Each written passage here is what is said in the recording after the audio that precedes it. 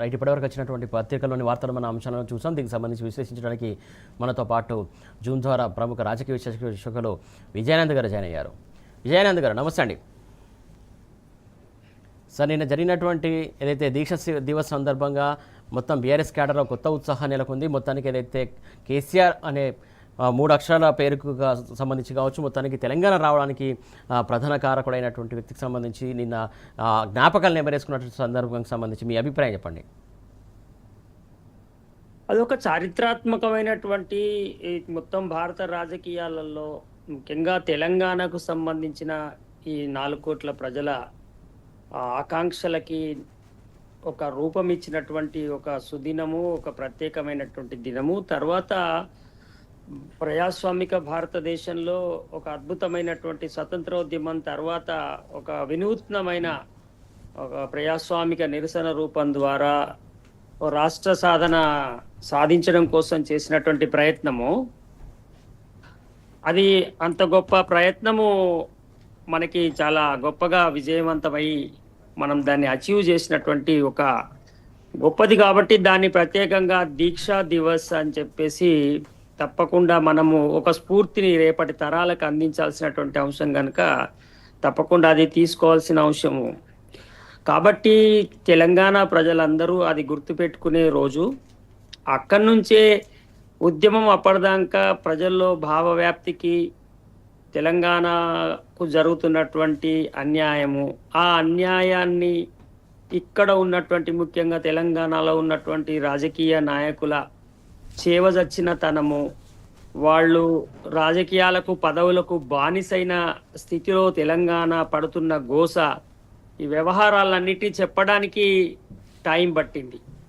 కానీ ఆ దీక్ష నుంచి ఒక మలుపు తిరిగి రాష్ట్ర ఏర్పాటు తప్ప వేరే మార్గం లేని ఒక స్థితిని తెలంగాణ ప్రజలు డిమాండ్ చేసేలాగా ఆ దీక్ష వాళ్ళని మలుపు తిప్పింది. కాబట్టి ఇది మొత్తము అనేక పరిణామాలకు కారణమైనటువంటి రోజు గనక ఆ రోజు చాలా ముఖ్యమైన రోజు. ఆ ముఖ్యమైన రోజు కాబట్టి హలో సార్, అవతల ఆడియో వస్తుందండి, ఓకేనా? నాది వినపడుతుందా? Continue sir. అలా ముఖ్యమైన రోజు కాబట్టి తప్పకుండా అది అందరూ జరుపుకోవాల్సినటువంటి రోజు.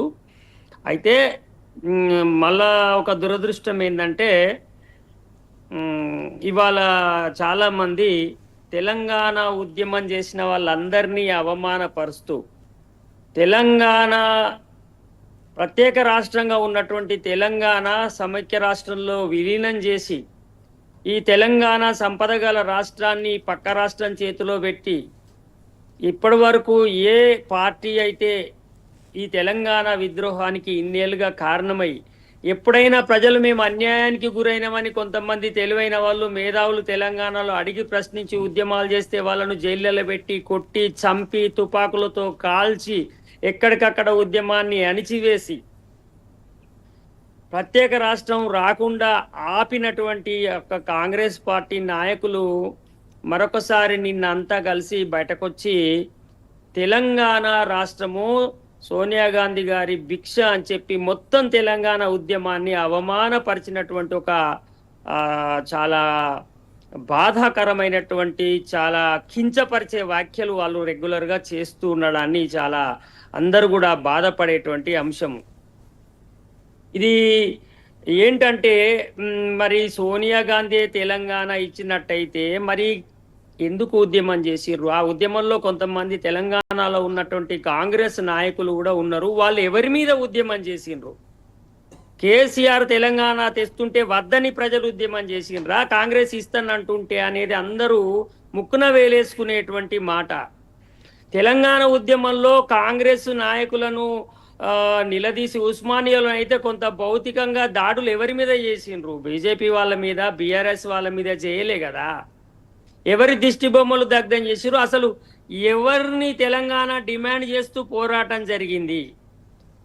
కేసీఆర్ దీక్ష అది నాటకం అంటున్నటువంటి వాళ్ళు ఆ నాటకపు దీక్ష చేయడానికి ఎందుకు అవకాశం ఇచ్చిర్రు? మీరు తెలంగాణను కలపకపోతే అయిపోవు కదా. పోనీ కలిపిన తెలంగాణను మీరే తీసుకొచ్చి ఆ క్రెడిట్ తీసుకుంటే అయిపోతుండే కదా. వద్దు వద్దు, మాకు సమైక్య రాష్ట్రంలోనే లాభం జరుగుతుంది, ఆ బడ్జెటే మాకు సరిపోతుంది, మా ప్రాజెక్టులు కట్టి మాకు బడ్జెట్ వేస్తే సరిపోతుంది అని చెప్పి ఆనాడు సన్నాయి నొక్కులు నొక్కినటువంటి అనేక మంది తెలంగాణ ప్రాంతపు నాయకులు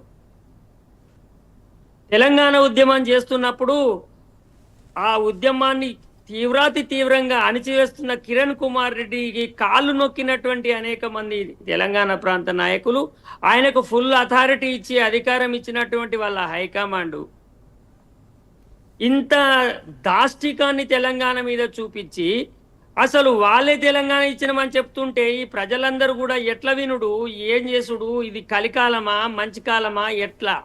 ఎవరైతే చంపినరో వాళ్ళే సంతాపం చెప్పి అసలు ఇది గొప్ప కార్యక్రమం అని చెప్పడం అనేది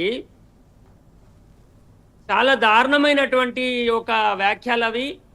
అవి చాలా బాధేసినాయి. నిన్న ఒక అద్భుతంగా ఒక స్ఫూర్తి దినంగా జరుపుకోవాల్సిన సందర్భంలో ఇట్లా కొంతమంది నాయకులు చేస్తున్నటువంటి వ్యాఖ్యలు, తెలంగాణ కావాలని డిమాండ్ చేసిందే కాంగ్రెస్ పార్టీకి వ్యతిరేకంగా కేంద్రంలో మాకు ఇవ్వాలని చెప్పి, రాష్ట్రంలో మీరు మాకు ఇక్కడ ఏర్పాటు చేయాలని చేస్తే మేమే ఇచ్చినమంటే మరి 2009లో ప్రకటన వచ్చిన తర్వాత కేసీఆర్ దీక్షతో చేయకపోతే, ఒకవేళ దీక్షతో రాకపోతే ప్రణబ్ ముఖర్జీ గారు జయశంకర్ సార్ని ఎందుకు ఎట్లా మేము ప్రకటన చేయమంటామని అడిగి ప్రకటన చేసిండ్రు చిదంబరం గారు.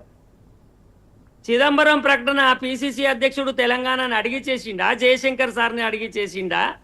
మరి సోనియా గాంధీ మరి వీళ్ళని అడగకుండా ప్రకటన ఎందుకు చేయలేదు? డిసెంబర్ 9 నాడే ఎందుకు ప్రకటన చేసిండ్రు మరి?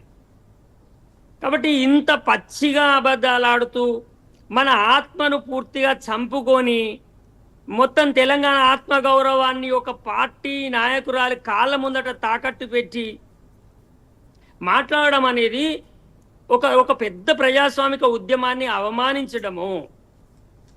ఏదో ఒక రాజకీయ పార్టీ ఇస్తుంది, అది ప్రక్రియలో కామన్. అది తర్వాత నిజంగానే అంటే ప్రజలు కాంగ్రెస్ పార్టీని అద్భుతంగా కీర్తించి చేసినట్టయితే, ఇచ్చిందని భావించినట్టయితే, ఆ 2014లో ఇచ్చిన తర్వాత కూడా ఎందుకు కాంగ్రెస్ పార్టీని ప్రజలు ఎన్నుకోలేదు? ఇవాళ ఎన్నుకుంటే ప్రజలు బీఆర్ఎస్ చేసినటువంటి అఘాయిత్యాలకు అన్యాయాలకు వ్యతిరేకంగా మామూలు ఎన్నుకున్నారంటే మరి గత 10 ఏళ్ళుగా కాంగ్రెస్ చేసిన అఘాయిత్యాలకు ఓడగొట్టిందా? ఇవాళ దేశవ్యాప్తంగా కాంగ్రెస్ పార్టీని ప్రజలు ఓడగొడుతున్నప్పుడు కనబడుతున్నది. మరి కాంగ్రెస్ చేస్తున్నటువంటి అఘాయిత్యాలకు వ్యతిరేకంగా అన్యాయాలకు వ్యతిరేకంగా ఓడగొడుతున్నారని వాళ్ళు ఒప్పుకుంటారా? కాబట్టి ఇట్లా ఒక ప్రజాస్వామిక ప్రక్రియను, ఒక ప్రజాస్వామిక పెద్ద ఉద్యమాన్ని, అనేక ఉద్యమాలు జరిగిన ఏ ఉద్యమం కూడా విజయాన్ని అంచులను తాకలేదు. కానీ ఒక తెలంగాణ ఉద్యమం మాత్రమే మొదలై అదే నాయకుని యొక్క ఆధ్వర్యంలో ఇవాళ విజయాన్ని ముద్దాడినటువంటి ఒక గొప్ప సందర్భం. అంతేకాకుండా నిన్న బాధాకరమైన విషయం ఏంటంటే కాంగ్రెస్ పార్టీ వాళ్ళు అమరవీరుల గురించి, తెలంగాణ ఉద్యమకారుల గురించి మాట్లాడడం అనేది గుండెల్లో గుణపాలు దించడం. అసలు ఆ చావులకందరికీ కారణం ఎవరు సార్? వాళ్ళు ఎవరి కోసము ఆత్మహత్యలు చేసుకున్నారు? ఏం డిమాండ్ చేసిరు? ఢిల్లీలో పోయి ఎందుకు ఉరిపెట్టుకొని చచ్చిండ్రు? అంటే అక్కడ ఢిల్లీలో ఎవరున్నారు అన్నాడు పాలకులు? ఏం డిమాండ్ చేసి ఏం లేఖలు రాసి చనిపోయినరు? వాళ్ళందరి చావులకు కారణం ఎవరు? అట్లా కారణమైనటువంటి వాళ్ళే ఇవాళ ఇల్లు గొలగొట్టి 10,000 ఇచ్చి ఇవో మీకు మేము ఏదైనా కొనుకొచ్చుకొని తినుర్రు అని చెప్తే, అబ్బా దేవుళ్ళు మాకు సాయం చేసి ఎక్కడ ఎట్లయితే అంటారో అట్లా అంటారని అనుకుంటున్నారు వీళ్ళు ఇప్పుడు. కాబట్టి అంత దారుణమైనటువంటి అవమానకరమైన వ్యాఖ్యలు ఆ పార్టీ నాయకుల నుంచి రావడం, వాళ్ళు తెలంగాణ వాళ్ళై ఉండడం చాలా దురదృష్టకరము. చాలా అంటే మనకి కొంత కించపరిచేలాగా చాలా దారుణంగా బాధాకరంగా ఉన్నాయి ఆ వ్యాఖ్యలు. ఆ వ్యాఖ్యలను మనము చాలా తీవ్రంగా ఖండించాల్సినటువంటి వ్యాఖ్యలు. వాళ్ళు అట్లా చేసి ఉండాల్సింది కాదు. వాళ్ళు కూడా తెలంగాణ బిడ్డలు. వాళ్ళు కూడా ఇక్కడ కొంత గొప్ప వెనుక సీరో ముందుగానో ఉద్యమాల్లో మేము కూడా పాల్గొన్నామని అన్నాడు చెప్పుకున్న వాళ్ళు ఇవాళ వాళ్ళు ఇస్తేదో వచ్చింది తెలంగాణ అని చెప్పడం అయితే చాలా దురదృష్టము. రెండోది, కేసీఆర్ గారు ఎప్పుడైతే తెలంగాణ 2001లో టీఆర్ఎస్ పార్టీ పెట్టిన తర్వాత మాత్రమే ఇవాళ పెద్ద మొత్తంలో ప్రజలు తెలంగాణ ఉద్యమంలో ఒక డెమోక్రటిక్ స్పేస్లో పాల్గొనేటువంటి అవకాశం వచ్చింది. అందాక ఒక జనబాహుల్యం పెద్ద మొత్తంలో ఒక రాజకీయ ప్రక్రియలో తెలంగాణ సాధించుకునేటువంటి అవకాశం లేకుండా పోయింది. అనేక రకాల నిర్బంధాలు, తెలంగాణ పేరు మీద ఏ సంస్థ వచ్చినా వాళ్ళకి మావోయిస్టుల పేరును ట్యాగ్ చేయడం లాంటి ఒక దుష్పరిణామాలు ఉండేవి. ఇవన్నీ కాంగ్రెస్ పార్టీ చేసింది. ఈ సిచ్యువేషన్స్ లో పార్టీ పెట్టి ఆయన దానికోసం పోరాడి కమిటెడ్ గా చచ్చుడో తెచ్చుడో అనే ఒక నినాదాన్ని పట్టుకొని ఇవాళ నేను పోతే ఒక అమరవీరుల స్తూపంలో పూదండలో నేను ఒక పూరేకునైతా అని చెప్పిండు ఆయన. అంత గొప్ప త్యాగానికి సిద్ధపడి పనిచేసినటువంటి ఒక నాయకత్వం తెలంగాణలో ఉండడాన్ని ఏ పార్టీల వాళ్ళమైనా మనం గర్వంగా మనం స్వీకరించాలి, దాన్ని అభినందించాలి.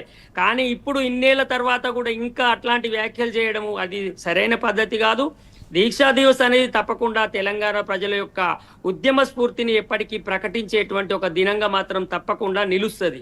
ఓకే అండి, రైట్ అండి. ఏదైతే కాంగ్రెస్ పార్టీకి సంబంధించినటువంటి వ్యక్తులు చేస్తున్నటువంటి వ్యాఖ్యలను తీవ్రంగా ఖండించాల్సినటువంటి అంశం అని చెప్పేసి విజయానంద్ గారు చెప్తున్నటువంటి అంశం.